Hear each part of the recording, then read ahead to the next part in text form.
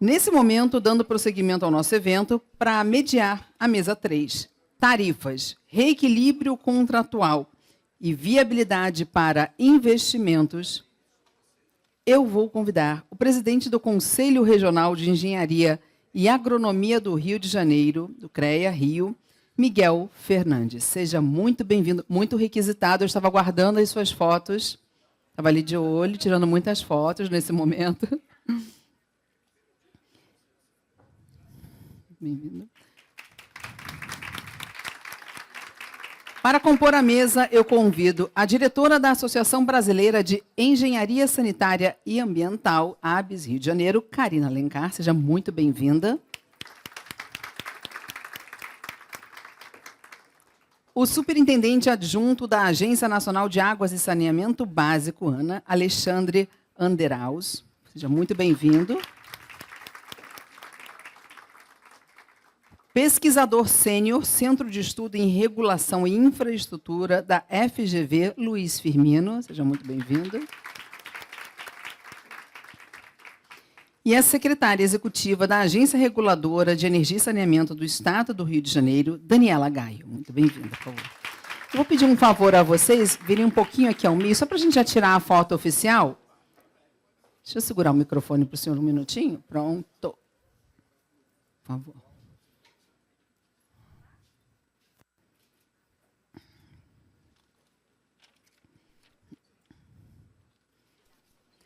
Durante a palestra, que o evento, nossas assistentes vão passar por vocês. Quem quiser fazer alguma pergunta, elas vão entregar um papel. Vocês colocam um nome, e-mail e para quem a pergunta está sendo endereçada. Se a gente não conseguir atender todas as perguntas, depois elas serão encaminhadas e respondidas na sequência. Por favor.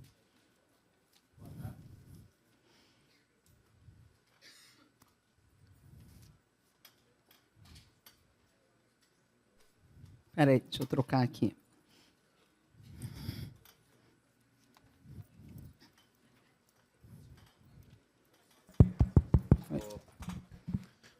Boa tarde, gente, tudo bem? Boa tarde. Agora estou sentindo mais uma energia aí, né? Mainá. Gente, para mim é uma alegria poder estar aqui moderando esse último painel do terceiro Saneia Rio. Ver esse evento que nasceu lá atrás, após a pandemia. Foi um desafio que a diretoria da ABS Rio traçou no novo momento em que foi realizadas as concessões dos serviços de água e esgoto no estado do Rio de Janeiro, onde surgiam novos players, novos stakeholders importantes, que eram as concessionárias que assumiam blocos que haviam sido concedidos, e a necessidade de que fosse construído um diálogo entre esses novos parceiros do saneamento, com novos entes, como o Instituto Rio Metrópole, a agência, a própria SEDAI, que permanecia, sociedade civil, instituições de ensino, entidades da área, órgãos públicos. A gente criou esse Saneia Rio. Foi lá na Firjan, primeira edição, e o tema que a gente discutiu foi captações de tempo seco. 3 anos depois, Firmino, aquilo foi um nascedouro de hoje, uma norma técnica aprovada na ABNT, que vai ser as diretrizes futuras para todos os projetos de captações de tempo seco no Brasil. Foi aprovada, vai entrar agora em votação pública, mas foi aprovada na área técnica. Então, o que acontece aqui hoje, o que vem sendo discutido aqui, tem normatizado, tem ajudado, tem contribuído, de fato, para a mudança e o avanço do nosso setor aqui no Rio de Janeiro e até no Brasil. Então, parabéns, Renato, pelo trabalho que você continua. Eu fico muito feliz em ver que o Saneia Rio continua. Parabéns, Karina, que eu sei também que está muito envolvida, toda a diretoria da ABS, Antônio, Hernani, Sérgio, Micaela. Vocês continuarem, eu não estou mais na diretoria da ABS, estou agora na presidência do CREA. Eu não queria deixar de fazer esse discursinho aqui antes de começar, Renato, que eu acho que era importante. Então, fico muito feliz e que continue assim, que os próximos presidentes, a próxima diretoria, não deixem de ter esse espaço e não deixando de estender a todos os parceiros, né, que estão viabilizando financeiramente que isso aconteça, porque eu acho que aqui é muito democrático o espaço de debate, muito plural, e acho que é assim que tem que ir sendo construído o avanço do nosso setor. Passado minha fala, né, quero agradecer essa possibilidade de estar aqui moderando talvez uma das mesas mais polêmicas, vamos dizer assim, né, temáticas, mas, ao mesmo tempo, talvez uma das mais fundamentais e interessantes, que é a mesa 3, onde a gente está propondo uma fala sobre tarifas, reequilíbrio contratual e viabilidade para investimentos. Então, é uma discussão mais da parte econômica da concessão. E, passado 3 anos, para aqueles que não sabem, não conhecem tão bem, talvez, o edital, né, e o contrato, é quando começa a ser mensurado os parâmetros e os indicadores e os índices para se discutir a questão de reajuste tarifário ou talvez uma proposta de reequilíbrio, enfim. É da onde starta esse momento. Então, nada mais oportuno num evento que discute os 3 anos de concessão, essa mesa.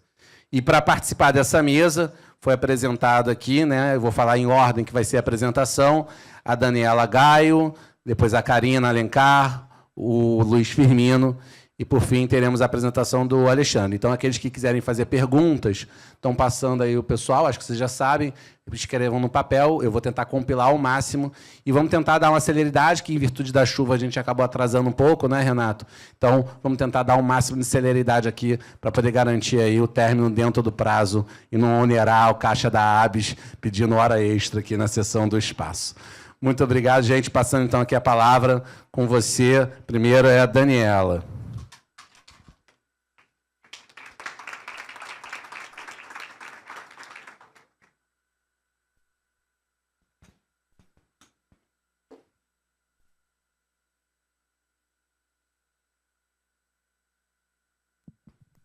Alô? Primeiramente, obrigada. Boa tarde a todos. Obrigada, ABS, pelo convite.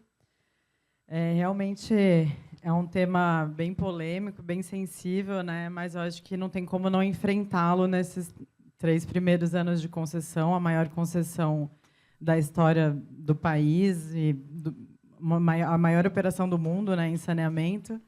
Então, é muito legal também estar fazendo parte dessa história do país. Eu me sinto muito gratificada de poder estar contribuindo para a sociedade. Acho que a gente tem uma apresentação. Eu vou começar falando um pouquinho, tentar explicar de uma forma bem didática como é feita a estrutura tarifária desse contrato, passar um pouquinho a composição dela, né? Assim, são muitos detalhes, a gente vai tentar ser o mais didático possível, sem entrar muito em números, mas explicar um pouco a lógica do contrato, falar um pouquinho dos reequilíbrios econômicos e financeiros também. Pode passar, por favor.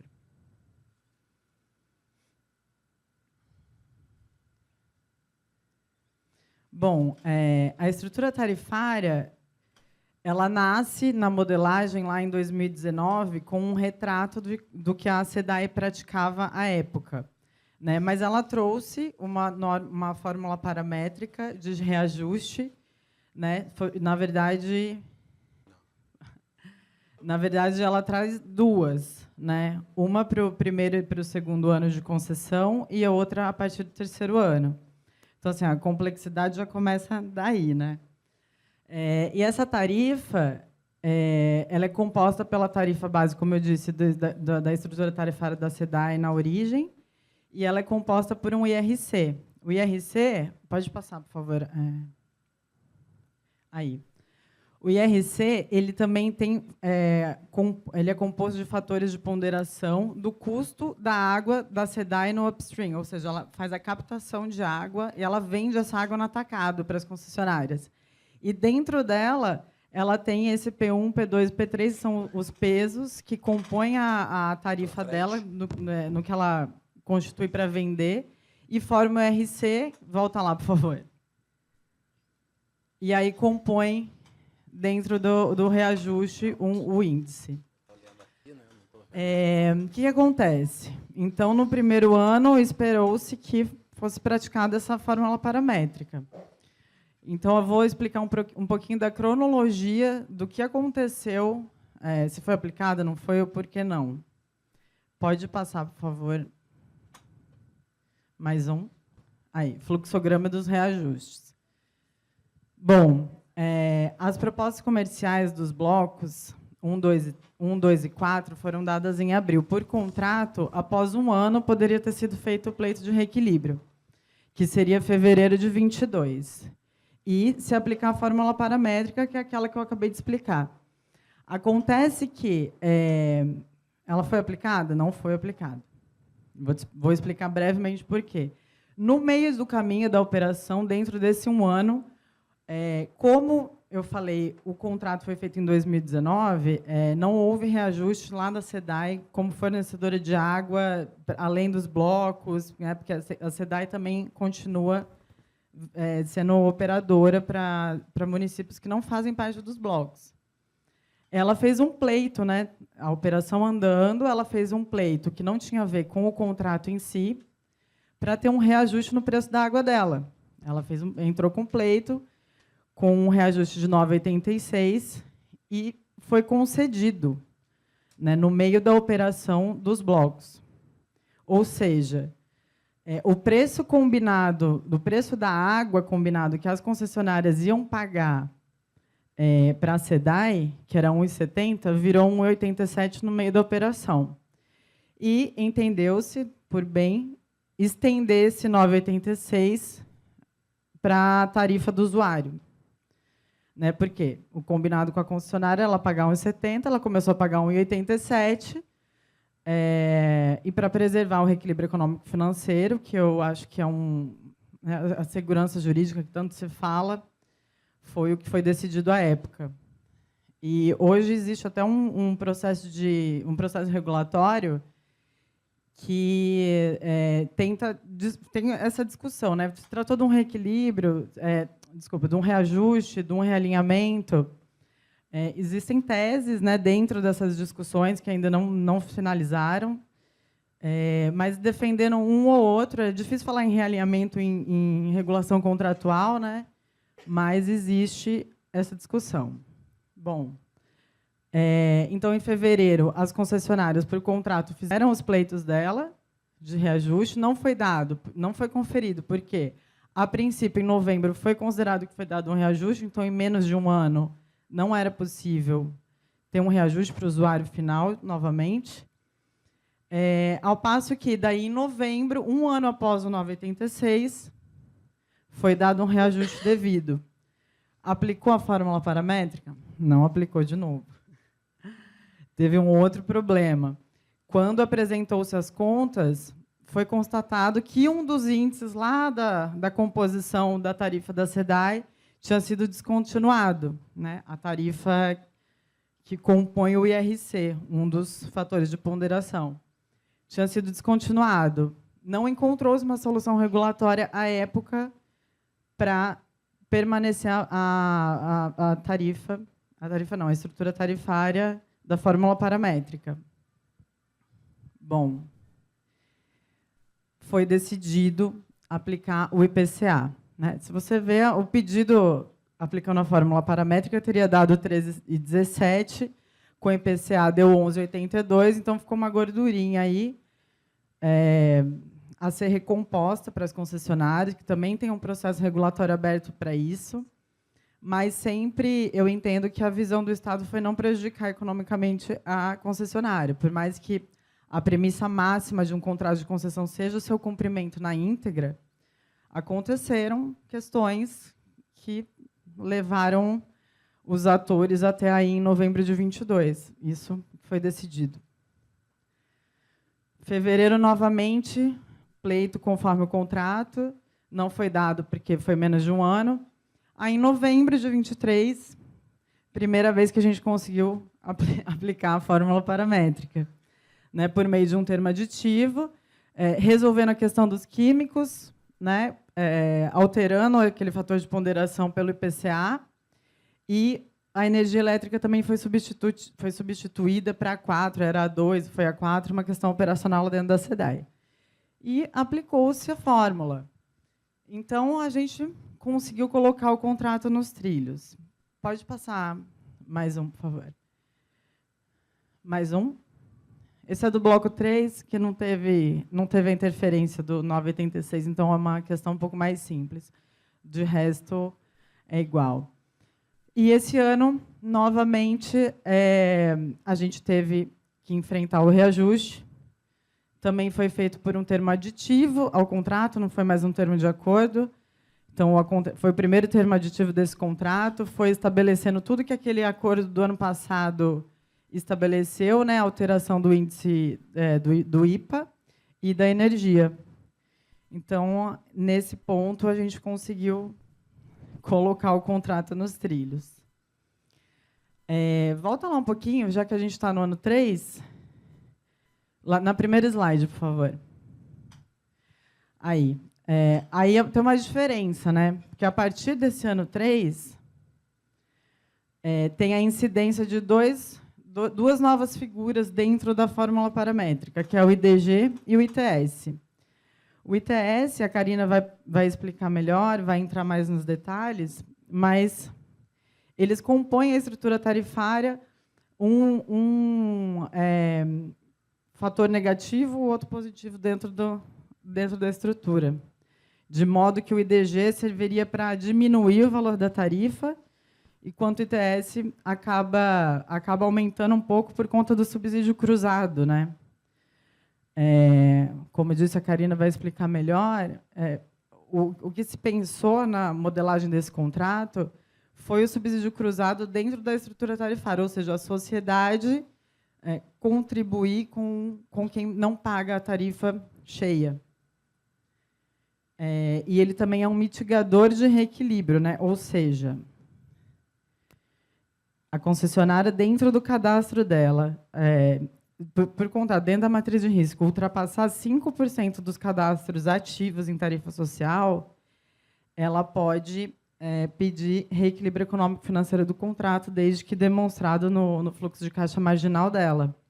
Então, assim, apliquei a estrutura tarifária com ITS. Não adiantou, eu ainda estou desequilibrado, né, a concessionária está desequilibrada, ela demonstrando isso no fluxo de caixa marginal dela, cabe reequilíbrio. Lembrando que não foi dado nenhum reequilíbrio econômico para nenhuma concessionária, tem pleitos já em relação à ITS, mas ainda se discute a metodologia, né, adotada para se chegar no pleito, nos valores. IDG. Pode passar um pouquinho, por favor? Mais. O IDG é bem legal, foi um trabalho bem legal que a gente fez com a FIP.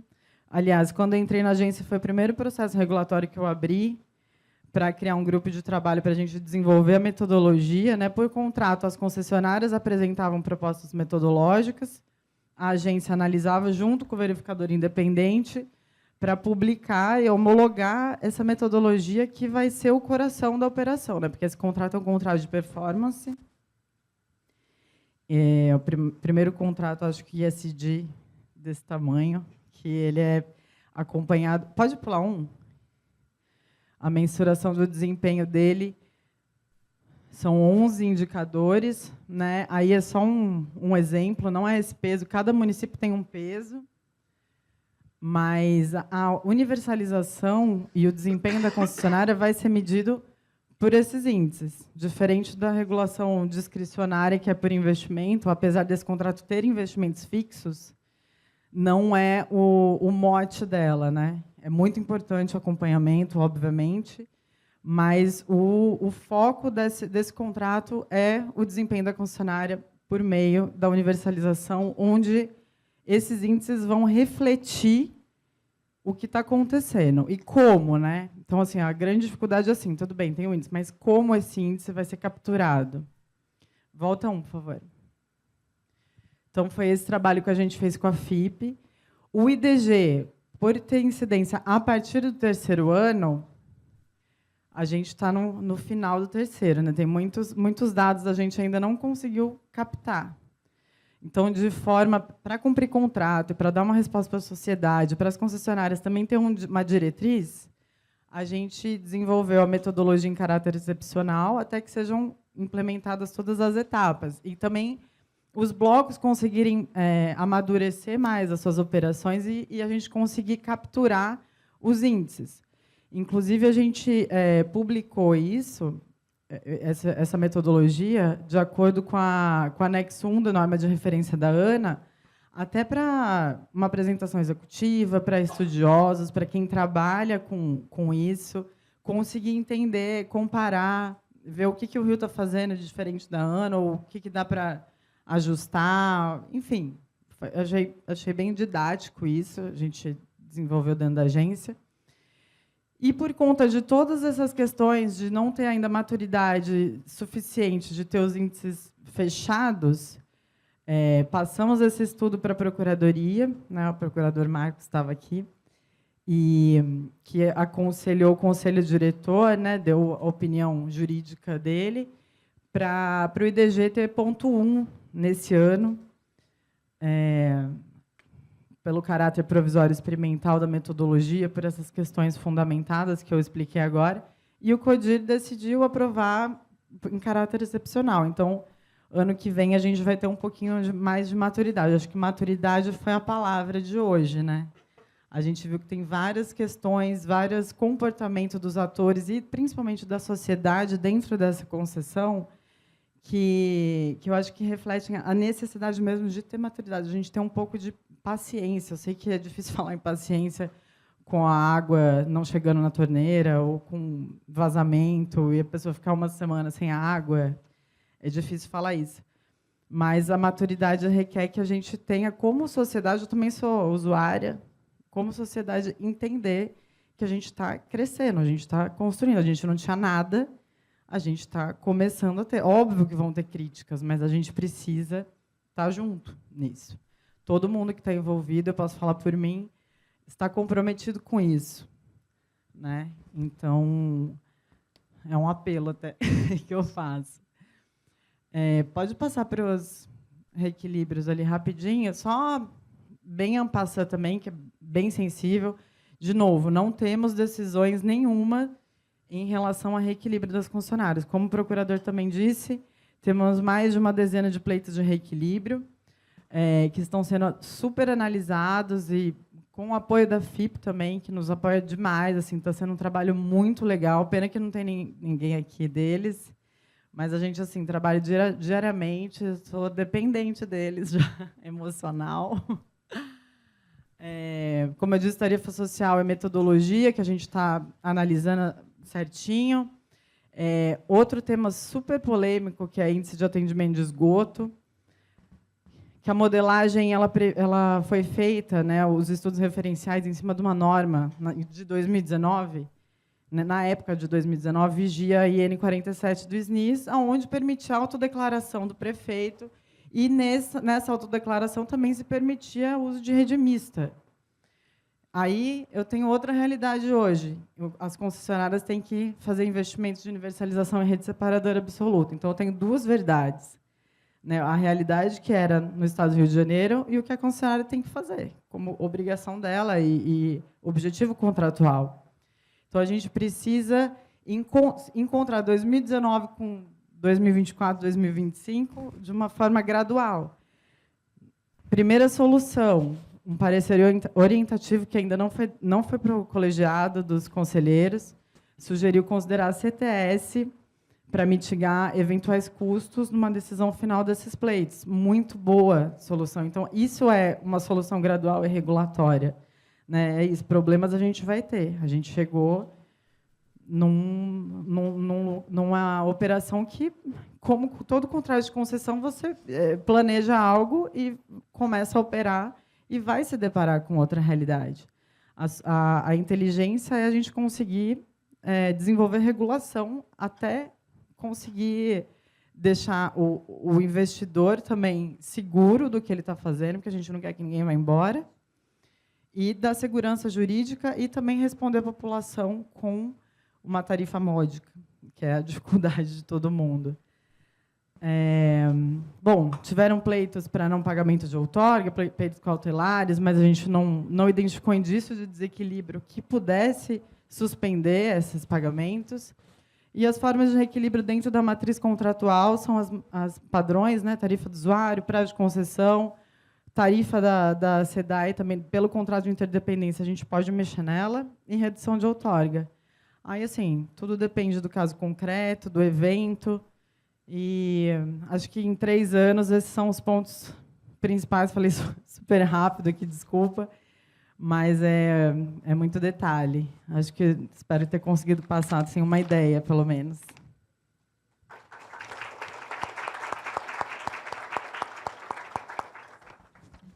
Parabéns, Daniela. Acho que você conseguiu trazer de forma muito breve, mas ao mesmo tempo muito profunda, temas de complexidade.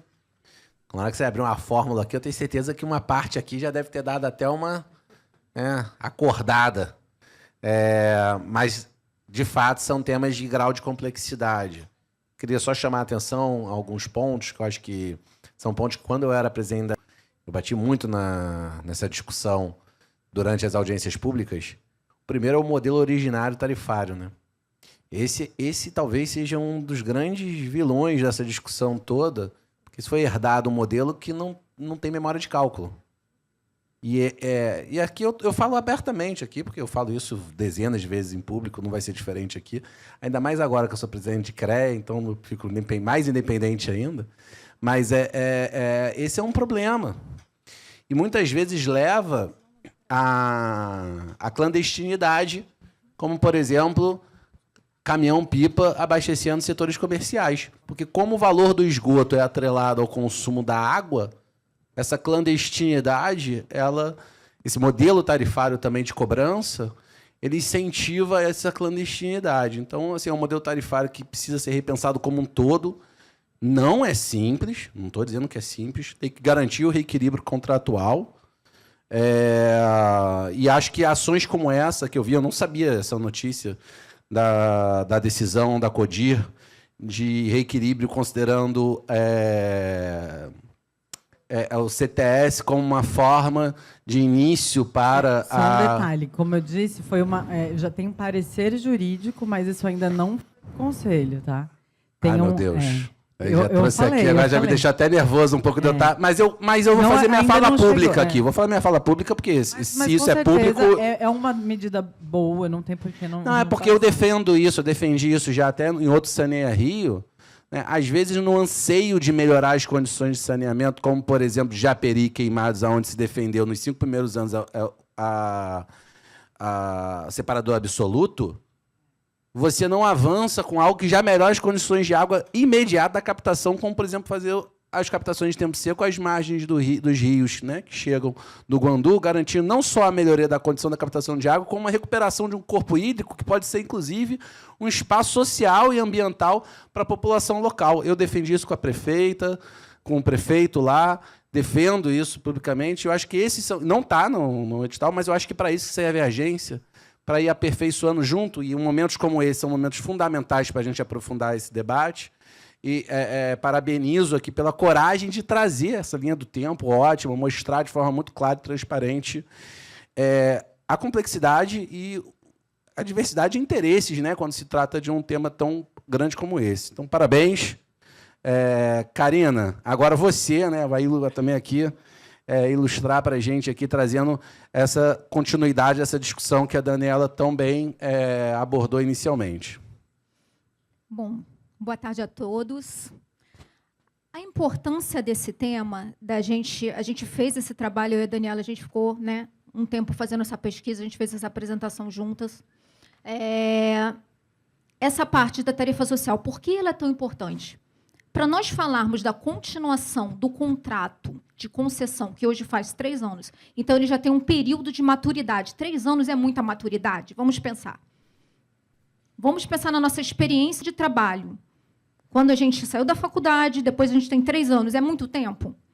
Não é muito tempo. Mas nós já aprendemos bastante. É tiro para todo lado. A gente que trabalha no saneamento é assim, normalmente, que funciona, porque é muita cobrança. Então, nós temos a Genersa, eu trabalho na SEDAI. Na concessionária, a SEDAI mudou. Então, as concessionárias entraram. O Rio de Janeiro é um mercado complicado, Nós temos vários atores, vários cenários. Então, como a gente pode construir a universalização de uma forma sustentável? Assim, conversando. Então, aqui, hoje a gente vai tratar de um tema que é extremamente importante, que é o seguinte, a tarifa social. Por que a tarifa social ela deve ser debatida? E a gente colocou de destaque aqui. A gente colocou como parte 2. Qual o impacto do ITS, para começar? O que é ITS? Eu vou explicar. Mas qual o impacto do ITS na manutenção dos investimentos para universalização, que é o que queremos? Qual o impacto do ITS? O que é ITS? Aí, o que eu fiz? Eu peguei aqui o contrato e fiz umas anotações do contrato e tirei a foto. Tá? E é isso aqui que a gente vai estar falando aqui. Esse aqui é o contrato. O ITS ele é um balizador para o reajustamento. A gente não está falando de metodologia de cálculo de tarifário aqui. A gente está falando de reajuste. O reajuste do contrato ele tem 2 pontos. 2 pontos que podem aumentar. No início, a gente tinha a tarifa efetiva, que seria igual à tarifa base. Foi aceito isso. E, depois de 2 anos, ele poderia ser alterado. Tá? Ou seja, ia ter 2 tipos de tarifa. A tarifa base é a tarifa atual. E a tarifa efetiva, a próxima, aqui vai ter o reajuste. E como é que tem o reajuste hoje, com esse novo contrato? Ele tem com o IDG, que nem a Daniela falou, e ele tem, tá vendo que aqui, eu estou na frente, mas acho que eles vão... Aqui, não sei se aqui tem LED. Acho que não. Aqui é o IDG, ele está multiplicando a tarifa base, e essa tarifa base está multiplicando o ITS. Aqui que entra o ITS. O ITS ele aumenta o reajuste. Agora, como nós já vimos, o IDG ele vai até 1. Então, ele só pode reduzir a tarifa. Qual é o indicador que aumenta? O ITS. Então, o impacto dele na universalização é o total, porque vai ter aumento na tarifa. E qual é a projeção de um aumento da tarifa? Onde a tarifa social, nos blocos, ela vai atuar? Como? Anualmente vai ter uma revisão tarifária. E é o seguinte, nós temos 2 tipos. O ITS, ele é o que eu falei, ele é um balizador para o aumento de TS. O que é TS? TS... A princípio, podemos falar assim, TS é tarifa social, mas ele não é o valor da tarifa social. Quando a gente está falando TS no contrato, a gente está falando que ele é um percentual do subsídio que as economias do bloco aplicam à tarifa social. Ou seja, o bloco do Leonardo Rigueto, ele é o bloco 3. Se ele tem... vamos supor, 23% de economias com o subsídio da tarifa social, o percentual dele de TS é 23%, ok? Só que o limite do contrato, o balizador do nosso contrato é 5%. É 5%. Então, a gente tem essa é a questão que a gente vai discutir. Eu já respondi. O impacto do TS é um aumento de tarifa grande, que isso pode acontecer. Por quê? Porque no Rio de Janeiro, a gente tem normalmente 25% são pessoas que têm fragilidade para o pagamento. Então, a gente tem que discutir isso bastante na parte de universalização, na parte de investimento. Por quê? Porque quando as concessionárias, eu sou economista, doutora em engenharia também, então, vamos pensar numa forma de contrato. Quando as concessionárias elas entraram no leilão bilionário, elas fizeram uma projeção de investimento de fluxo de caixa para 35 anos, com uma projeção do seguinte, eu vou trabalhar, o contrato diz isso, com 5% das minhas economias, no bloco 3 é 7,5%. No bloco 3 é 7,5%. No bloco 1, 2 e 4 é 5%. Tá? E no bloco 3, 7,5%. Vamos supor 5%, tá? Para a gente falar de uma forma mais ampla. Eu vou trabalhar 5% das minhas economias com tarifa social. Os 95%, a tarifa vai ser normal. Isso é o que está no contrato. Tá? A realidade é essa? Não é. Então, a gente vai ter que conversar. para a gente ampliar a universalização. Então, essa é a questão que a gente quis trazer aqui para a gente conversar, para a gente desenvolver isso. Como esses 20%, como a gente vai fazer para fazer esses investimentos? Porque o investimento das concessionárias, eles entraram em fazer um limite no bloco 3, até 7,5% das minhas economias, é o bloco 3. Até 7,5% das minhas economias, eu vou fazer investimento para o benefício, com tarifa com benefício social. O restante vai ser a tarifa normal, que a gente vai fazendo reajuste, a gente vai conversando com as agências reguladoras e desenvolvendo o sistema e fazendo investimento, que é o quê? O que é o investimento? Obras em saneamento, que é o que queremos. Tá? Mas tem que ser sustentável, porque aqui o dinheiro não cai do céu, a gente tem que conversar. E a gente tem que construir uma governança, uma sustentabilidade para o concreto ser exercido. Tá? Então, essa é uma questão importante. Então, o TS é isso. O TS é a representatividade do subsídio em cada bloco. E essa questão do limite é o seguinte. Bom, até hoje, o que acontece? Nos blocos 1, 2 e 4, o limite é 5. No bloco 3, o limite é 7,5. Então, vamos agora pegar, já que a gente já falou de 5%, vamos falar de 7,5. Se no bloco 3, 7,5. Olha, a gente fez aqui uma pesquisa, a gente identificou que os usuários do bloco 3 ultrapassou o teto de 7,5. Olha, as minhas economias, eu sou bloco 3, tá? As minhas economias para tarifa social, que recebe esse subsídio, é a mais do que 7,5. A mais quanto? Aí eu falo para a Daniela, eu sou do bloco 3 e eu tenho que fazer investimentos com subsídio vamos supor, 24%. Aí a Daniela vai identificar todos os documentos que o bloco 3 vai passar, e ela vai falar assim, olha, então a gente vai ter que ir para o reajuste, o que ele vai falar? Olha, o dinheiro não cai do céu, eu tenho que pagar a tarifa para poder fazer investimento. O que está no contrato? O contrato está dizendo o seguinte, então a gente vai aplicar o ITS. Quando ele passa desse 7,5, a gente vai aplicar esse índice aqui. Se for 23%, esse ITS vai para mais ou menos 10,5%, 10,3%.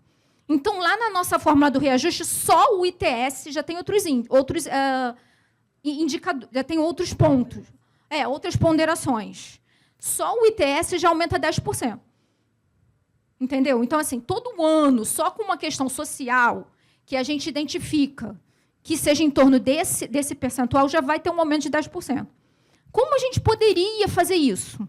A gente tem que pensar no seguinte, as concessionárias, isso é uma proposta, isso é um pensamento, elas vão atuar sozinhas nesse investimento? Ela pode atuar fazendo uma parceria público-privada para atuar nesse investimento? Ou a gente vai sempre fazer um subsídio cruzado que todo ano vai ter um aumento muito grande tarifário? Então, essa é uma questão que a gente precisa desenvolver. E todos nós fazemos parte disso. A AB está aqui para a gente pensar e desenvolver. Essa é a maturidade do contrato. A gente identificar que isso existe, como vamos fazer daqui para frente. Que essa foi uma modelagem criada e a gente pode amadurecer essa modelagem para avançarmos. E conseguimos construir soluções para também essas áreas. Por quê? Nós participamos, eu participei no plano metropolitano de saneamento básico que a gente está construindo junto com o Instituto Rio Metrópole, né? Muitos aqui estavam presentes, e nós falamos que a universalização do saneamento, os 90% para esgoto, 99% para água, eles também servem para as regiões que recebem subsídios, ou seja, as comunidades, as áreas especiais, os aglomerados subnormais. Mas tudo bem, todos merecemos. A gente merece 100%, a gente não merece 99%. Mas como a gente vai construir isso? Isso precisa ser conversado. Isso precisa ser analisado para a gente desenvolver esse contrato. Então, essa é a realidade. Esse é um dos principais pontos. Uma questão, assim, só para considerar, uma questão no contrato que é um pouco diferente dos outros municípios, no Rio de Janeiro, na região metropolitana, as favelas, está aqui nessa parte aqui, as favelas e os aglomerados subnormais não são incluídos no cálculo do ITS. Não são incluídos. Nos outros municípios do interior são. Isso é uma questão diferente a ser também tratada. Aqui eu só deixei o que eu já falei, que o ITS no bloco 3 ele é diferente, a fórmula ela é diferente, está vendo? Aqui, essa fórmula para os blocos 1, 2 e 4, ela é diferente, a atuação da fórmula e o teto, que é 5%, e no bloco 3, a fórmula é essa aqui. Tá? E um ponto que eu queria dizer em relação ao reajuste é o seguinte, é isso que eu tinha dito. Além da tarifa social fazer o aumento, ainda tem os outros fatores de ponderação que a Daniela já falou também, que são esses aqui. Ó. Então, ou seja, esse não é o único. Então, por fim, é só um pensamento para nós desenvolvermos, dado que isso aqui é 15 minutos, para nós pensarmos, cada um na sua área, em como nós vamos avançar e atingir essa universalização. Primeiro ponto, a população enquadrada. Quem define... atualmente, nós temos normas de referências que eu vou falar aqui rapidamente. Mas a primeira pergunta, quem define quem é esses usuários que vão receber o subsídio?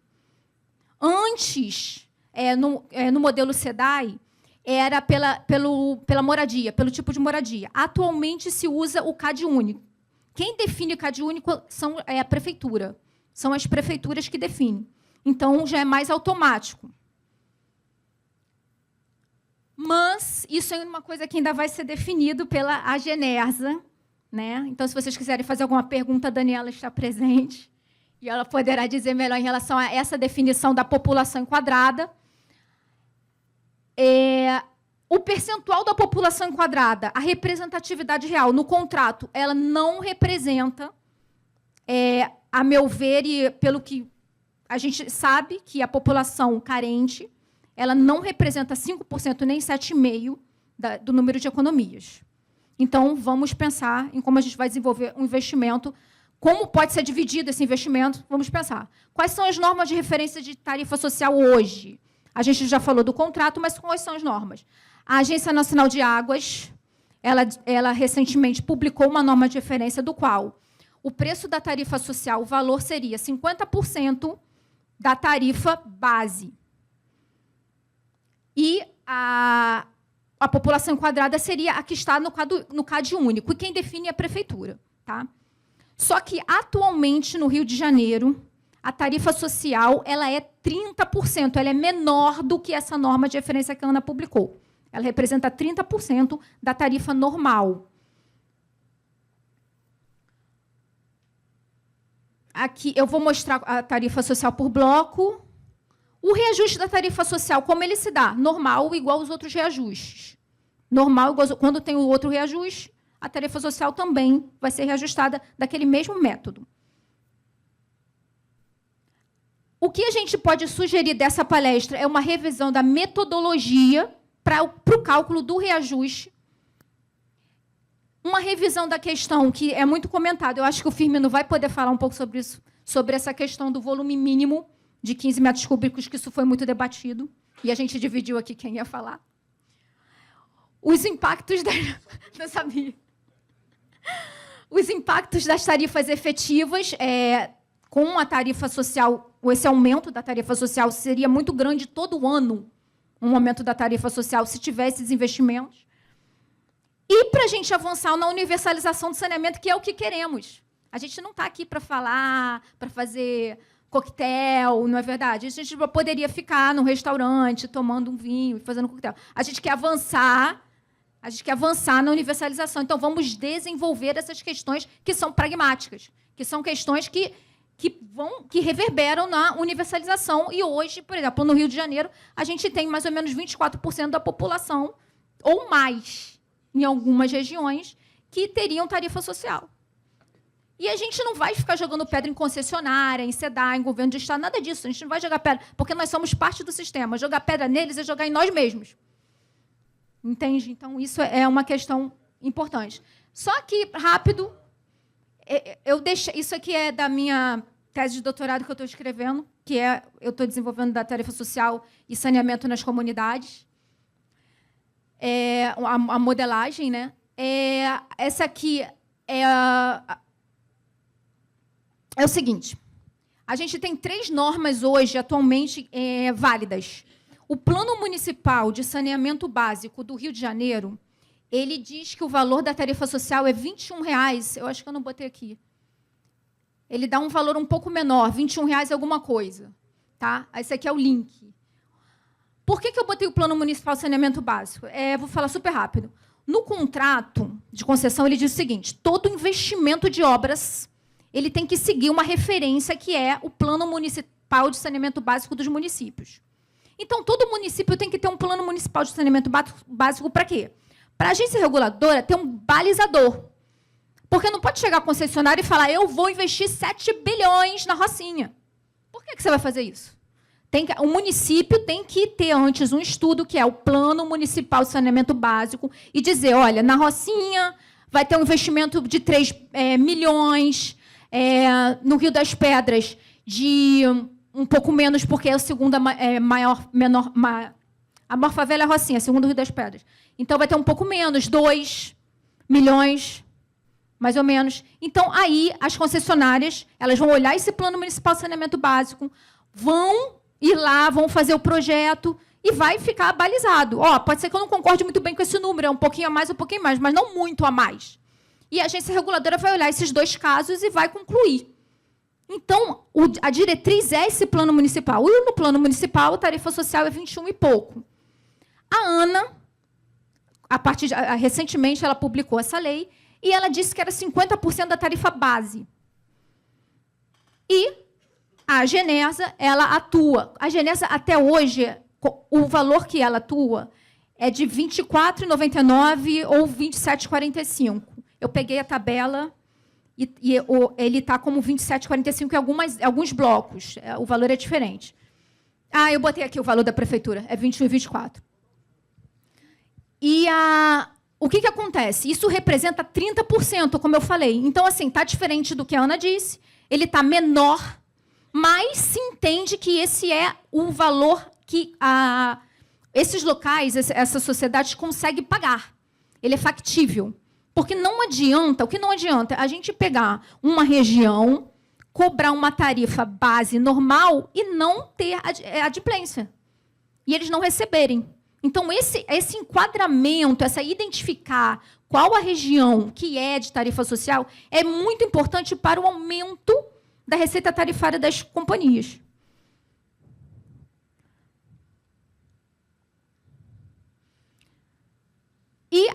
E, por fim, a agência reguladora, hoje, ela não fez nenhuma mudança. Esse valor já estava no contrato. Ela vai fazer agora, né? É isso que está em análise. Esse aqui eu já falei, as metas de investimento, as concessionárias vão fazer planos de ações de investimento.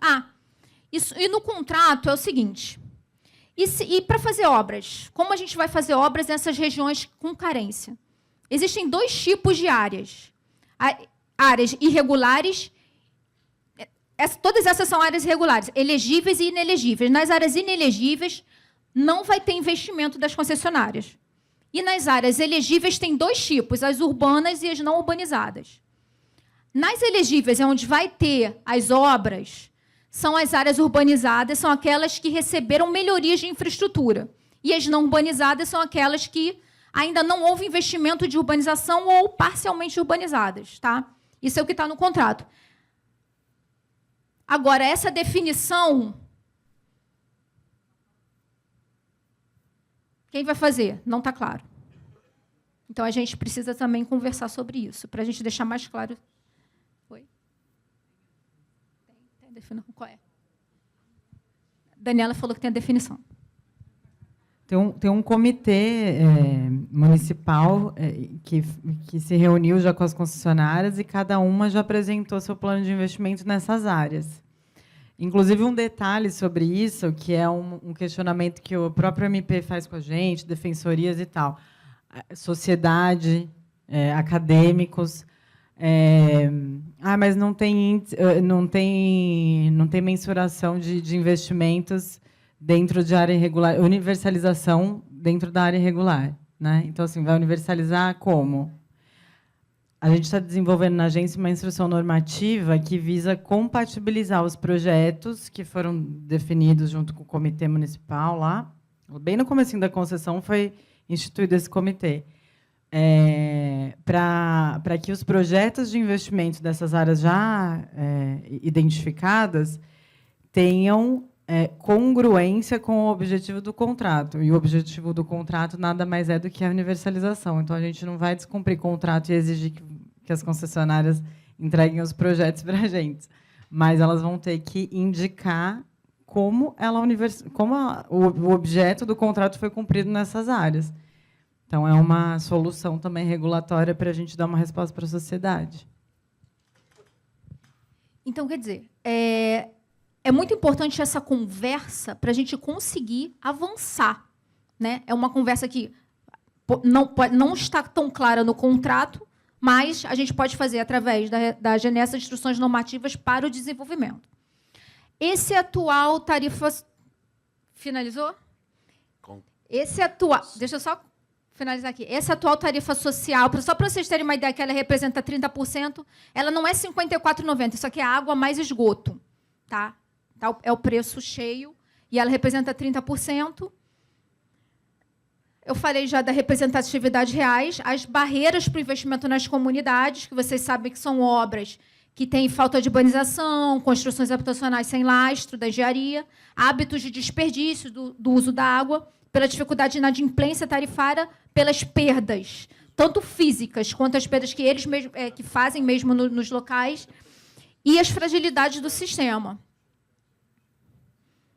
E aqui eu só dei uma pontuação de quanto eram as favelas no município do Rio, tá?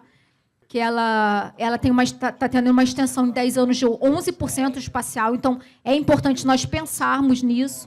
Aqui eu falei em termos de tamanho, as comunidades maiores, Rocinha, Rio das Pedras, Jacarezinho, Fazenda Coqueiro, e por assim vai. E, por último, eu queria só deixar aqui uma questão em relação ao reajuste que a Daniela falou. Quando a gente fala de reajuste, a gente está falando das concessionárias, a gente não está falando do SEDAI. Reajuste da SEDAI é diferente. Reajuste da SEDAI é assim. Ele tem outros balizadores. Ele mede a água a ser calculado, a mão de obra, a energia elétrica e produtos químicos. Esses são os fatores de ponderação da SEDAI. Tá? Então, aquele reajuste que ele falou são das concessionárias. E, por fim, eu quero só deixar assim, uma coisa que, quando a SEDAI aumenta o preço, isso é importante entender, a SEDAI não está no mesmo nível das concessionárias. A SEDAI é upstream. Ela é como se fosse a Petrobras e as outras são as distribuidoras, como se fosse mais ou menos isso. Tá? Então, quando a gente fala de reajuste da SEDAI, é uma coisa. Quando a gente fala de reajuste das concessionárias, é outra. Por quê? Quando a SEDAI tem um reajuste de 10%, não significa, matematicamente, no contrato, que as concessionárias precisam ter reajuste de 10%. Até por quê? Até porque, quando a SEDAI, ela é esse fator aqui, ó, ele é o P4, quando a gente faz um aumento tarifário.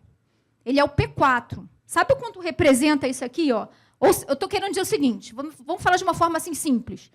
Quando tem um aumento de tarifa para as concessionárias, ela está olhando índice de mão de obra, energia elétrica, produtos industriais, preço da água vendida pela SEDAI e um índice de construção civil. Esses são os fatores. Então, tem outros índices além da SEDAI. A SEDAI representa, isso aqui está no contrato, tá? No ano 1 a 3, ela representa 37,5% do custo de aumento para as concessionárias. Então, o que eu estou querendo dizer é o seguinte, quando tem um aumento da SEDAI de 10%, ele não é 100% a representatividade para as concessionárias. Tá? Então, assim, só para a gente entender que quando a gente está falando de reajuste, a gente está falando das concessionárias e não está falando que quando tiver um reajuste da SEDAI tem que ser igual ao das outras concessionárias. A visão é diferente.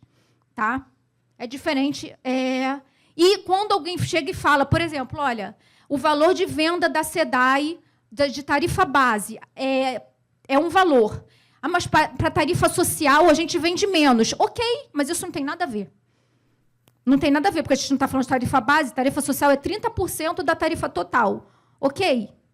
Então, a gente precisa ter esse entendimento quando a gente estiver falando de reajuste. Quando a gente estiver falando de tarifa da SEDAI é uma coisa, tarifa das concessionárias é outra, tarifa social é outra questão. A tarifa social não tem a ver com a SEDAI, ela tem a ver com as concessionárias. Tá? E quando tem um aumento da tarifa da SEDAI, ela representa isso aqui para as concessionárias, ó, ao longo dos anos. Tá? Essa é a representatividade. Isso é outra questão. Tá? Então, quando a gente estiver comparando, não são concorrentes, é uma outra empresa, e a gente tem que analisar muito bem quando a gente está falando de tarifa social, para a gente avançar de uma maneira eficiente e estruturante nesse segmento do saneamento. E é só isso que eu queria dizer. Obrigada. Ótimo. Parabéns, Karina. Sim, as duas representantes aí femininas fazendo uma aula, né, sobre essa discussão de tarifa.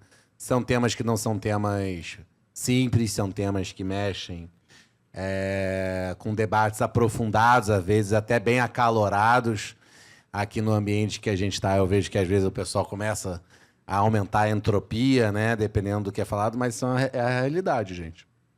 É a realidade de um contrato que precisa ser muitas vezes discutido, e aí parabéns aqui à gestão da ABS, que não está se ausentando em trazer aquilo que precisa ser apresentado, debatido aqui de forma muito clara, né? Tem algumas pequenas observações que eu acho que cabe. A média pelo SNIS nacional de micromedição é de 92%, aproximadamente, 90 e poucos por cento. Quando foi feito o processo de concessão dos serviços de água e esgoto, a autodeclarada era um pouco menos de 60% aqui no Rio de Janeiro. Então, se tem uma coisa que é indiscutível, que avança nesse processo da concessão, é medir e cobrar. E isso muda a dinâmica toda da história dentro do nosso Estado. E isso, naturalmente, dá impacto social, dá impacto de discussão sobre o modelo tarifário, né? Uma coisa que eu sinto muita falta, e foi uma crítica que eu também fiz muito forte na época das audiências, você tem índices sociais, índices econômicos, índices operacionais, mas você não tem índices ambientais. E uma das principais debates que é colocado é a melhoria da qualidade da água dos rios, a balneabilidade dos corpos hídricos. Então, assim, esses indicadores não estão presentes. Não, diretamente, não. Não, da entrega. Não, da entrega, eu digo do corpo hídrico. Não, do corpo hídrico, da melhoria, do uso do corpo hídrico, né? Então, essa é uma discussão que a sociedade espera. Inclusive, é a grande propaganda. Não sei como. Quando fala melhoria da balneabilidade da praia da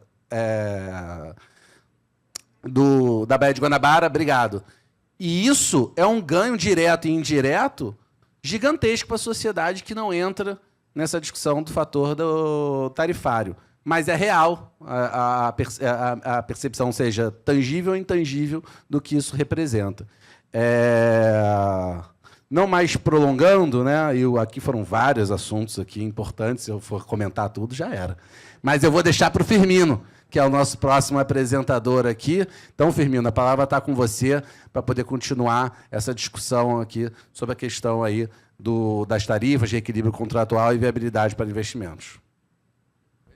É melhor, né? Mais fácil. Bom, boa tarde a todos. Em primeiro lugar, agradecer aqui o convite da ABS e dar os parabéns para a ABS. Acho que debate rico, né? E como já foi colocado, com a presença do setor de saneamento aqui do Estado em massa, né? Tanto da parte das concessionárias, de quem trabalha e põe a mão na massa nesse assunto, e também reguladores e, enfim, governo e quem está, de alguma forma, envolvida. Pedi para... já carregou.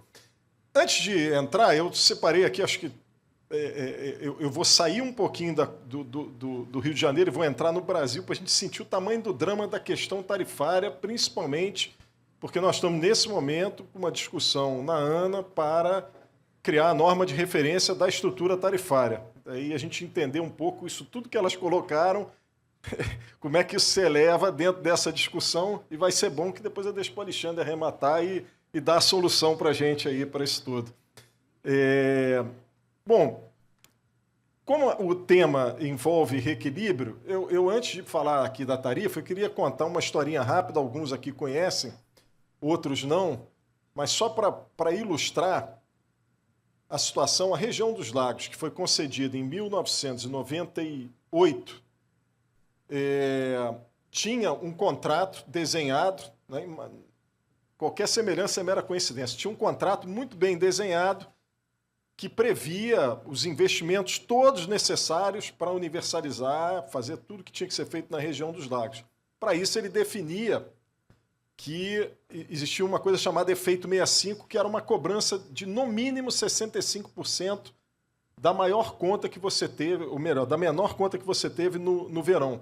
Qual era a lógica disso? As pessoas, no verão, enchem uma casa lá com 20, 30 pessoas, querem, obviamente, água para isso tudo, portanto, tem que ter um capex enorme para botar a estrutura para isso tudo, e depois o resto do ano vão embora da região e querem pagar a tarifa mínima. Então, isso, evidentemente, isso não se sustenta. Quem desenhou, bolou, olha, consumiu 100 metros no verão, vai pagar 65 metros o ano inteiro, porque a gente tem que sustentar o capex dessa história. Isso ainda nem existia a Genersa, nem a ASEP. A ASEP era embrionária, estava começando ali, foi junto com esse período dessa concessão, e a Justiça derrubou. E agora, esse contrato, como é que fica? Quer dizer, o contrato ficou órfão. Mas, para resumir a história e falar um pouco sobre essa questão de reequilíbrio e de investimento, quer dizer, a região sentou, discutiu com as concessionárias, o poder concedente, encontraram a solução e dali nasceu o primeiro desenho oficial de tempo seco.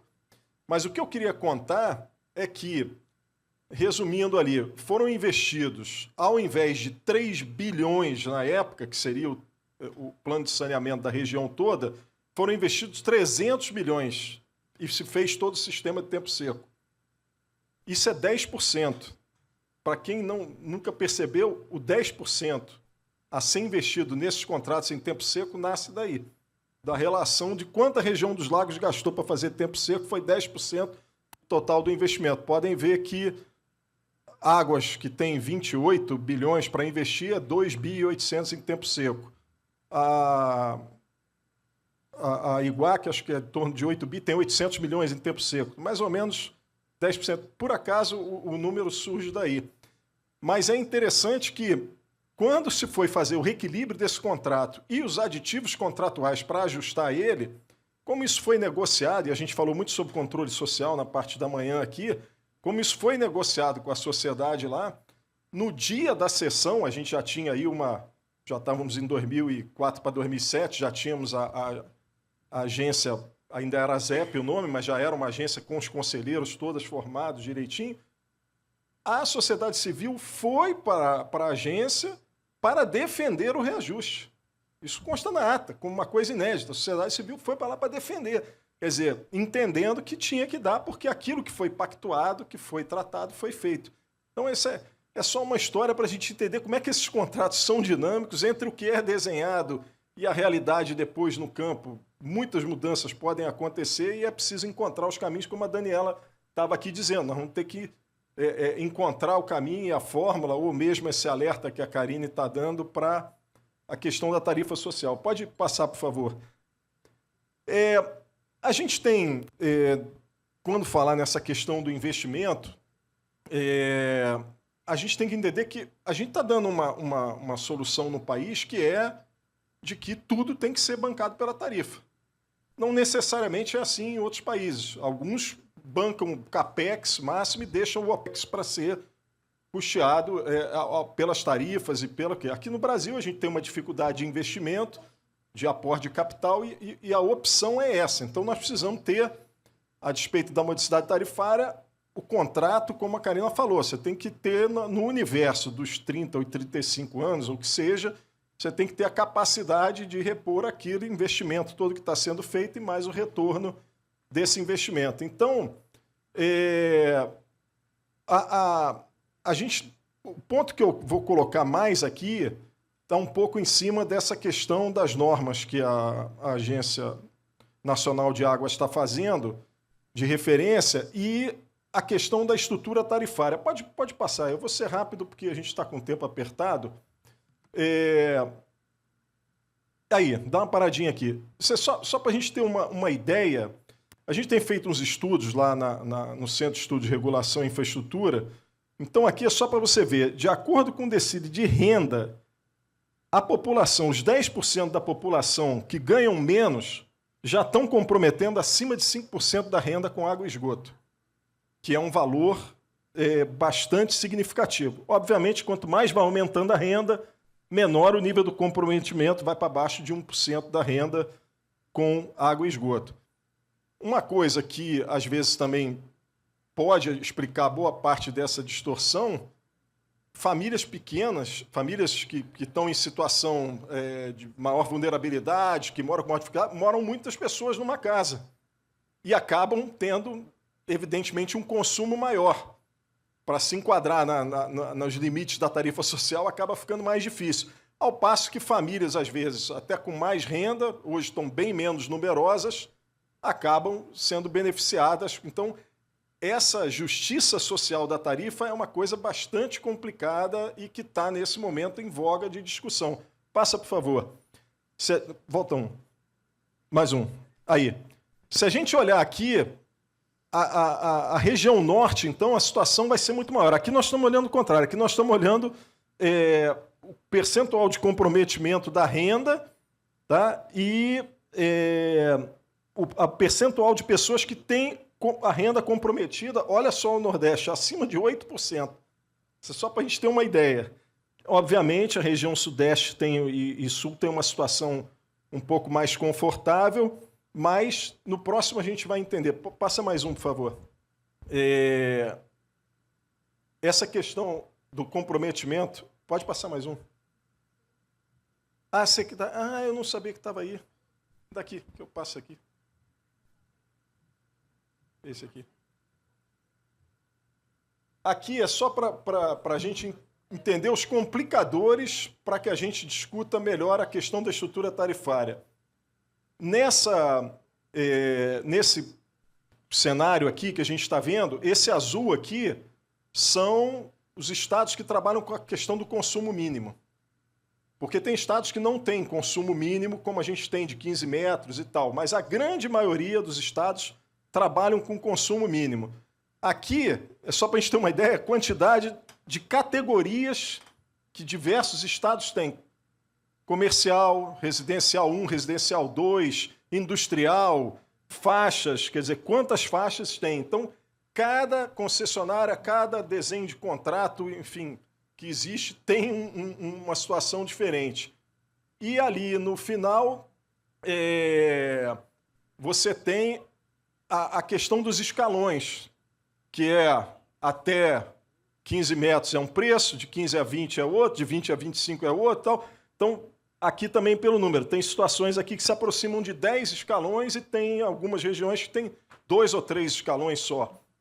Então, a gente tentar desenhar essa estrutura tarifária para o país inteiro, como o Brasil, com toda essa diversidade, não é uma coisa simples. O Alexandre vai explicar como é que ele vai fazer isso, mas pode passar. E aqui a gente vai ver que dessas economias que têm 15 metros, que cobram 15 metros, né, a gente vai ver aqui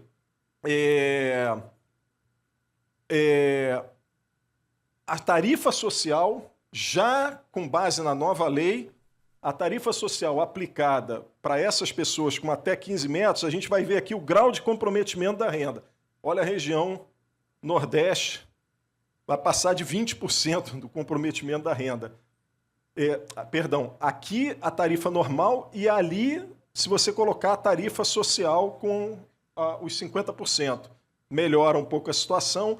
Nós estamos falando do comprometimento da renda. Me descolei dos contratos aqui completamente, para a gente entender como é que a gente vai trabalhar. E essa é uma discussão que está em evidência hoje no mundo inteiro, porque não adianta você reequilibrar o contrato e as pessoas não terem capacidade de pagar, ou as pessoas terem que comprometer 20% da sua renda com uma conta de água e esgoto, tem que pagar a conta de luz, tem que pagar... Alguma coisa está errada. Então, a gente tem que, de fato... Pode passar. Tem que, de fato... está comigo mesmo. mas ela está conseguindo. Esqueci. Então, o que a Karina estava falando agora não é mais nem a Ana. O Congresso aprovou uma lei, e é essa lei, 14.898, que ele decidiu o seguinte: tarifa social para água e esgoto será essa, até 15 metros, é a faixa inicial, e será aplicado 50% para todo mundo. E tem um prazo para isso ser implantado. Claro que tem que respeitar o equilíbrio econômico, né? Os contratos que estão vigentes não podem, de um dia para o outro, se adaptar. Mas isso vai dar uma trabalheira, porque os números iniciais que a gente verificou, de 63 milhões de economias no país hoje, mas 28 milhões vão cair no CAD único.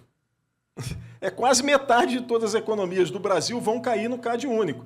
E quanto mais você for para a região Nordeste, nós podemos estar falando de 80%, 90% das economias. Quer dizer, então, para desenhos de contratos novos, o BNDES vai ter que ver lá como é que ele vai equilibrar isso aí. Mas para os desenhos em andamento, a gente vai ter, de fato, uma situação bastante difícil. Então, isso aqui todo mundo já sabe, né? A lei nova define que é pelo CAD único, e aí tem outro problema: como é que você acessa, de fato, o CAD único e tudo, as concessionárias, tem muita confusão no cadastro do CAD único, que precisa ser resolvido, e o desconto vai ser aplicado sobre os 15 primeiros metros. Quer dizer, então, isso tem que ser 50% da tarifa dessa faixa inicial de 15 metros. Tem regiões que, a região dos lagos, por exemplo, a tarifa inicial é de 10, não é de 15. Então, tem outras regiões que também têm valores diferentes. Pode passar? Um ponto que, quando a gente fala em investimento, e que está hoje também, eu quis não me ater tanto a essa questão específica do contrato, mas também coisas que a gente tem que estar na mente. Quer dizer, a questão hoje da vulnerabilidade climática, do que a gente está passando, né? Olha o setor elétrico aí, o que as concessionárias do setor elétrico estão passando com as tempestades, com os desequilíbrios e essa situação. E não é muito diferente. O Rio Grande do Sul está lá demonstrando que o setor de saneamento também teve um baque forte com isso. Então, a gente tem feito muitos estudos para entender a vulnerabilidade das diversas regiões do Estado para poder ajudar a subsidiar as tomadas de decisões e os investimentos mais assertivos nessas áreas que estão sujeitas a grandes complicações. O uso de tecnologia, né, que as concessionárias vão fazer cada vez mais, né, eu gosto sempre de usar, tem um exemplo bom também na região dos lagos, a Prolago, já não é de hoje, há muito tempo, ela mede o número de carros da rodovia que está chegando na região. Por quê? Com isso, ela consegue saber que ela vai ter um aumento sobre a rede, ela consegue botar mais pressão na hora certa, aumentar a reservação na hora certa e melhorar a eficiência. Então, essas questões de ganho de produtividade, agora então com inteligência artificial, com machine learning, vai ter uma gama enorme, uma possibilidade enorme aí de avanços. Tenho certeza que talvez seja até um dos próximos congressos aqui da ABS, num dos próximos Sanea Rio, a gente vai estar falando desse nível de tecnologia que já vem avançando muito. E pode passar. E, entre outras questões, quer dizer, eu vou fechar por aqui, mas entre outras questões, apesar da gente estar falando em avanço científico e tudo, e a gente falou muito aqui, Miguel falou do tempo seco, e o tempo seco parece que é uma coisa do século XVIII. Né?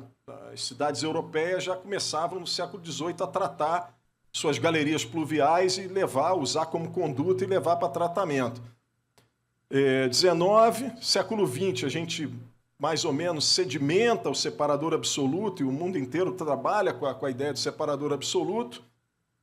Os países europeus e outros mais avançados não abandonam os seus sistemas de tempo seco, seus sistemas unitários, seus sistemas de drenagem.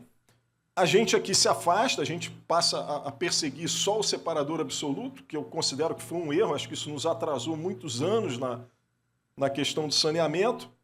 Mas agora, para vocês terem uma ideia, semana passada, a União Europeia atualizou a sua diretiva quadro sobre tratamento de drenagem, que nada mais é do que tempo seco. E o que antes era para cidades até 150 mil habitantes, agora ela definiu que é para cidades acima de 1.000 habitantes. Dá prazo, de acordo com os países, que a União Europeia faz isso, quer dizer, o Brasil podia fazer isso, o Nordeste tem que ter uma velocidade, o Sul, o Sudeste pode ter outra. Lá eles fazem isso, né? Claro, a Alemanha e França têm uma velocidade, não vão ser os países do leste europeu que entraram há menos tempo, vão ter outra velocidade, mas tem prazo para chegar, para atingir, e o nível de tratamento, né, vai chegar primário, secundário, terciário e micropoluentes, vai quaternário, vai ter que tratar micropoluentes também. Microplástico, vai ter que tirar. Então, eu só quis deixar esse recado no final para dizer o seguinte: tempo seco é o que tem de mais moderno hoje na Europa. Ou seja, depois de fazer todo o dever de casa, e na definição dessa norma da diretiva europeia, está bem claro lá, águas residuárias. O que são? Pode ser só água de chuva, vai ter que tratar. Pode ser água de chuva com água de esgoto, vai ter que tratar. Pode ser água de chuva com água de esgoto, com algum resquício industrial. Pode ser o runoff da chuva, vai ter que tratar. Então, não é muita novidade que eles já fazem isso. A novidade é que eles vão ter que aumentar o tratamento e vão ter que ir para cidades menores que antes eles não faziam também. Então, é só para dizer que fazer tempo seco ainda vai ser uma coisa que vai ser olhada ali como uma coisa também moderna, para além do tratamento convencional. Eu fico por aqui, acho que a gente depois avança aí nas perguntas. Obrigado, Firmino. Acho que você trazer o tema, uma abordagem nacional, mas principalmente envolvendo aí a questão da modicidade tarifária, né, da condição de pagamento da sociedade, numa visão mais ampla, nacional, enriquece muito a discussão. Só dando uma informação, gente, eu nem confirmei isso com a Raíssa, mas eu, conhecendo o modelo de trabalho, os slides estarão disponíveis no site depois da realização do evento, pelo menos foi assim nas últimas edições, duvido que mudem nessa. Até hoje eu consulto, às vezes, slides das edições anteriores, quando eu quero montar alguma aula, alguma apresentação. Então, fiquem tranquilos aí, pessoal tirando foto, não tem problema nenhum, mas só para vocês ficarem tranquilos que vocês vão poder baixar. Eu mesmo vou baixar alguns as apresentações aqui para pegar alguns slides com vocês. Não vou me estender mais, vou passar a palavra agora, então, para o nosso diretor da Agência Nacional, o Alexandre, para ele poder fazer a apresentação daí. Depois a gente tentar abrir aqui para algumas perguntas. Então, já peço que o pessoal já termine aí de escrever e já o pessoal da organização puder já me encaminhando, eu agradeço, para eu já ir separando aqui. Obrigado. Bom, boa tarde, boa noite, né, na verdade. Agradecer a ABS aí pelo convite. Vou tentar ser breve, porque já é tarde. Alguns têm o PNQS ainda hoje na cerimônia, não sei se, enfim. E também eu também muito do que eu ia falar também já foi dito, mas eu vou pular alguns pontos também. Aqui era só uma parte mais introdutória, né, para mostrar os 4 pilares da atualização do marco de saneamento, mas vou destacar o número 1, que é a uniformização da regulação, né, que por conta da titularidade municipal, dos serviços, e da quantidade de entidades reguladoras infranacionais, né, porque o titular ele delega a prestação, né, ou presta diretamente, e também ele delega a regulação. Então, por conta disso, o legislador trouxe a ANA para estabelecer esses padrões nacionais, né, para o setor, ainda que a agência não seja reguladora de saneamento básico, né, são as entidades reguladoras infranacionais, como a Genersa aqui.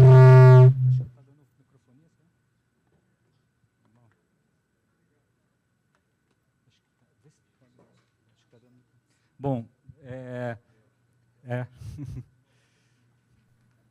aqui só dar uma passada rápida nas normas de referência já publicadas, né? Lembrando que o saneamento não é só água e esgoto, é água, esgoto, drenagem, resíduos sólidos urbanos, né? Inclusive, algumas discussões que estão tendo no âmbito do Congresso agora de integração dos componentes. Tem um projeto de lei que fala sobre a integração, para que a drenagem seja absorvida pela prestação de água e esgoto. Enfim, é um assunto que também está na pauta, um assunto interessante, né? Então, a primeira norma de referência da ANA foi sobre cobrança de prestação de serviços de resíduos sólidos urbanos, né? A norma de referência número 2 foi sobre os aditivos contratuais, né? Comprovação da capacidade econômico-financeira, por conta das metas de 2033. Né? Essa norma já foi, inclusive, revogada, porque ela tinha o prazo da lei já transcorreu, então nós achamos por bem revogá-la. A norma de referência número 3 foi sobre metodologia de indenização de ativos realizados e não amortizados, também é uma norma importante para o setor, né?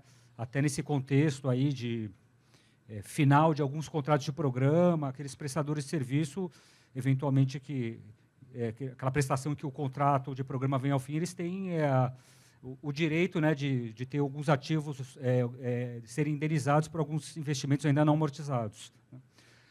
A norma de referência número 4 também é muito importante, né, que fala da governança das entidades reguladoras infranacionais. Né, Brasil, hoje a gente tem conhecimento de mais ou menos 104 entidades reguladoras, né, 60 cadastradas na ANA.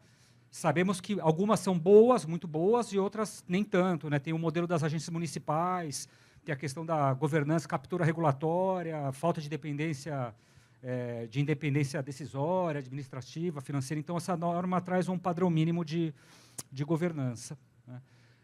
A norma de referência número 5, também já relacionada com o tema do painel, que fala sobre a matriz de risco para os contratos de prestação de serviço público de abastecimento de água e esgotamento sanitário. É importante dizer que essas normas, elas se aplicam para os contratos futuros, né, para não gerar, maior parte delas, nem todas, algumas, como a de universalização, ela tem alguma aplicação já para os existentes, mas, via de regra, essas normas elas vão se aplicar para os contratos futuros, né, para não gerar aí um número enorme de reequilíbrio. A norma de referência número 6, que eu vou falar um pouquinho, assim, que é sobre o modelo de regulação tarifária para água e esgoto. A 7, sobre condições gerais para a prestação de serviço de manejo de resíduos sólidos urbanos. A 8, que fala sobre a universalização, né, traz os indicadores de universalização, enfim, uma norma também importante. E a última foi essa dos indicadores para a prestação de serviço, né, de água e esgoto também. Voltando, tem um ponto importante aqui. O Marco também trouxe uma atribuição para a ANA de fazer a mediação, né, do setor. Ou seja, as partes, entidade reguladora, prestador, titular, eles podem, em comum acordo, trazer determinadas matérias para a ANA mediar, né, esse conflito. Já tem uma norma sobre esse ponto, e a ANA está trabalhando, deve colocar em consulta pública, no meio de janeiro, a de arbitramento, ação arbitral, né, que não se confunde com arbitragem, aquela comercial, né, contratual, mas a ANA também vai ter essa função, eventualmente, de realizar essa ação arbitral aí, no setor. Bom, as próximas normas, as próximas ações, tem esse manual da NR8, a norma de referência de condições gerais de prestação de serviço de água e esgoto já esse ano, vai ser publicada esse ano, provavelmente daqui a 1 ou 2 semanas. A de reajuste tarifário, que eu vou falar um pouquinho, ela será publicada, talvez não seja no final do ano, mas ali até meados de janeiro, fevereiro. Tá?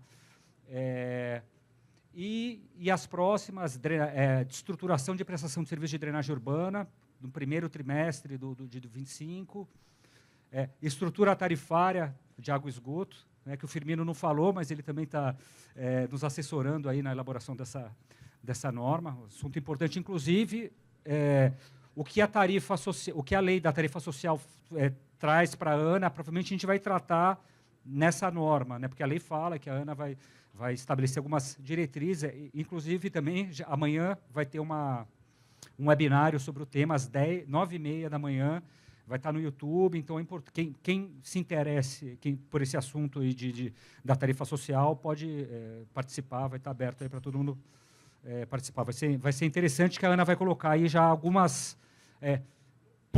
as primeiras possíveis diretrizes de tratamento desse tema, né, que está todo mundo de cabelo em pé aí sobre ele. Também para 25, padronização dos instrumentos negociais, né, padrões de contratos. Essa norma já está em elaboração, deve ser publicada mais para o final do ano. Contabilidade regulatória, revisão tarifária também. E tem outras também que vão entrar na agenda regulatória, que vai ser fechada agora. Perda, reuso, aí, entre 25 e 26, né, entre outros temas. Bom, com relação a esse tema mais de regulação tarifária, já tem a de modelo de regulação tarifária publicada. Essa de reajuste é a próxima, né? Estrutura tarifária e revisão. Eu vou falar um pouco das 3 primeiras, né? Da publicada, da de reajuste, e um pouquinho, alguns pontos da de estrutura tarifária, assim, bem en passant.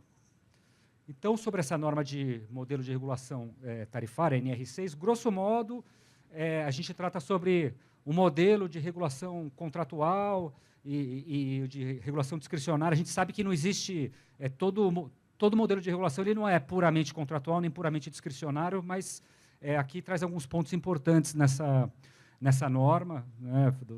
Fala ali do fator X, aplicado à regulação discricionária.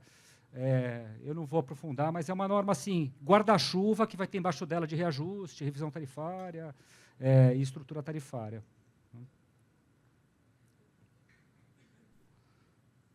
Bom, aqui também não vale a pena aprofundar, que são os requisitos de observância, né? As entidades reguladoras vão ali para os leilões posteriores, né, à publicação da norma, vão verificar se foram observados os parâmetros da norma, no caso da regulação contratual e no caso da regulação discricionária, né, de empresa estatal, se eu não me engano, tem que publicar uma resolução sobre o tema, né, é um dos requisitos. Né.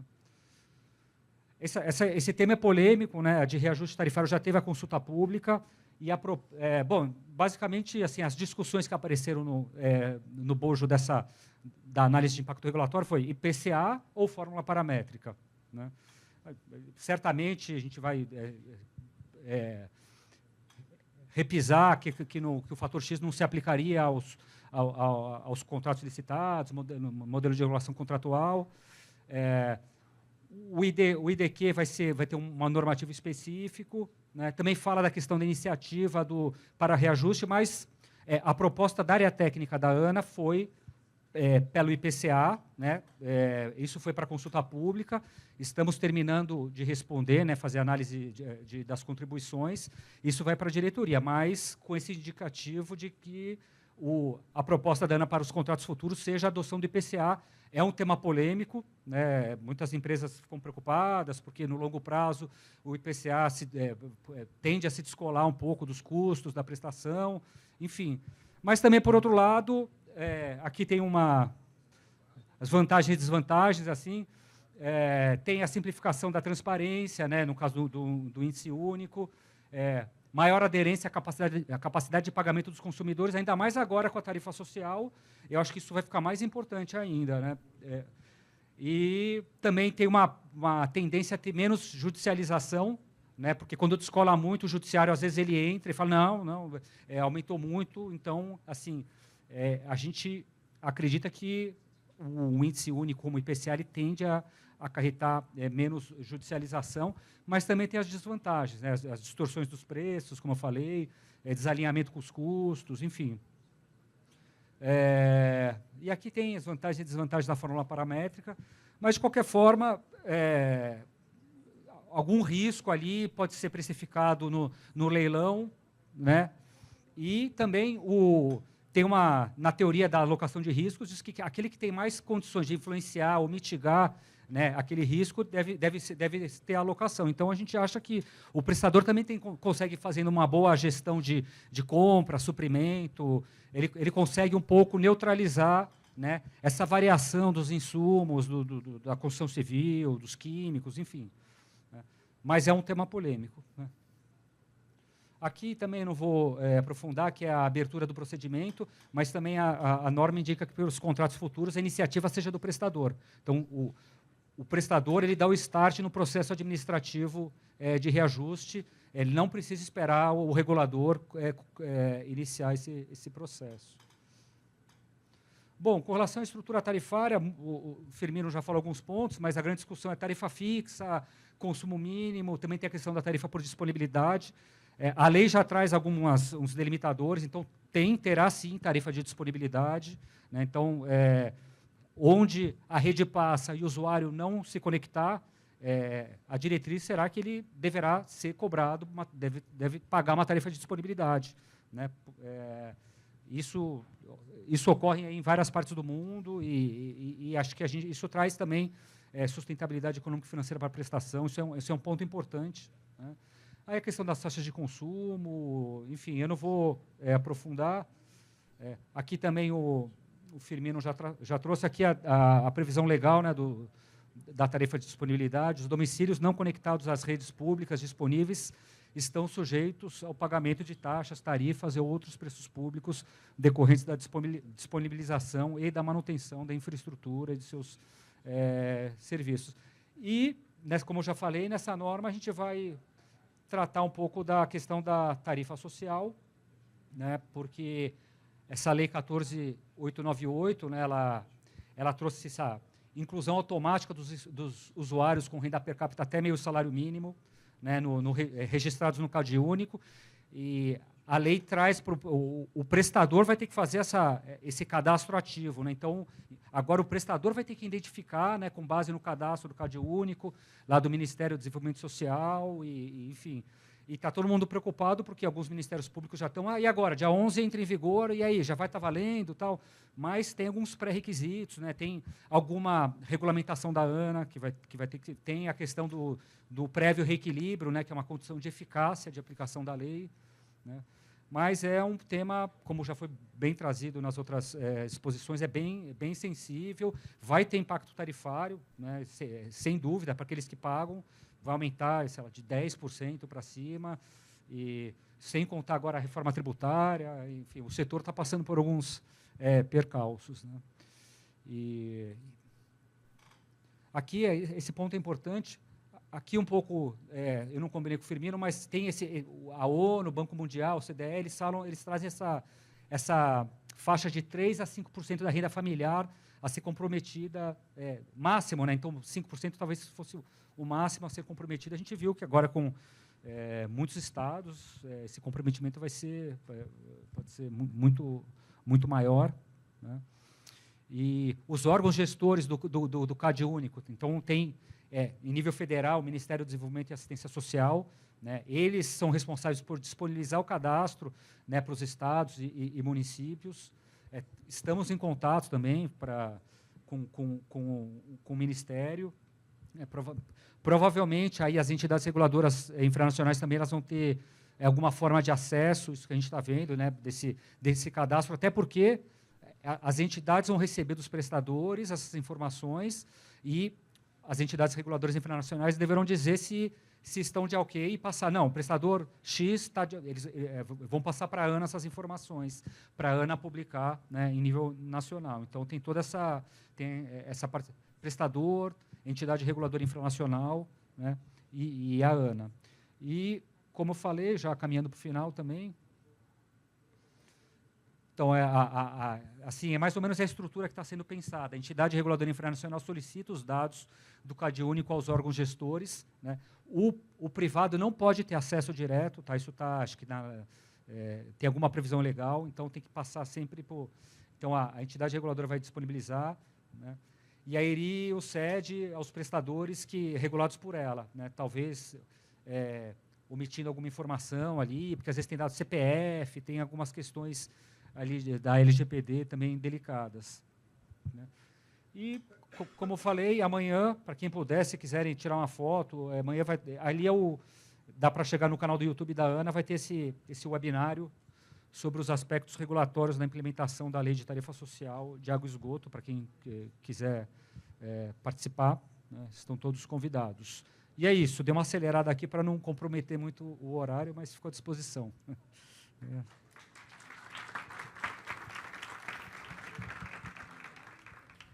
Parabéns, Alexandre. Obrigado pela apresentação. Dá para ouvir? Tá.